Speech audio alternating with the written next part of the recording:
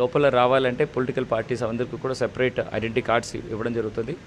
ఈ సీసీటీవీ కెమెరాస్లో ఈ లాక్స్, ఈ రూమ్స్, ఈ కారిడర్స్లో ఏం జరుగుతుందనే విషయాలు లైవ్ ఫుటేజ్ ఇక్కడ ఒక వ్యూయింగ్ సెంటర్, మీడియా వ్యూయింగ్ సెంటర్లో పెట్టడం జరుగుతుంది. దానిలో ఏ పొలిటికల్ పార్టీస్ కూడా వాళ్ళు ప్రతినిధులు ఇక్కడ కూర్చోపెట్టేసి షిఫ్ట్ సిస్టమ్స్లో ఈ విషయాలు వాళ్ళు చూసుకొని మానిటర్ చేయడానికి వీలు ఉంటుంది. గవర్నమెంట్ సైడ్ నుంచి డిస్ట్రిక్ట్ ఎలక్షన్ అథారిటీ తరపు నుండి ఒక గజెటెడ్ ర్యాంక్ ఉంటున్న ఆఫీసరు 3 షిఫ్ట్లో 24/7 టిల్ కౌంటింగ్ రోజు వరకు ఈ వాళ్ళు పర్యవేక్షణలో ఈ వ్యూయింగ్ సెంటర్స్లో ఇది మానిటర్ చేయడం జరుగుతుంది.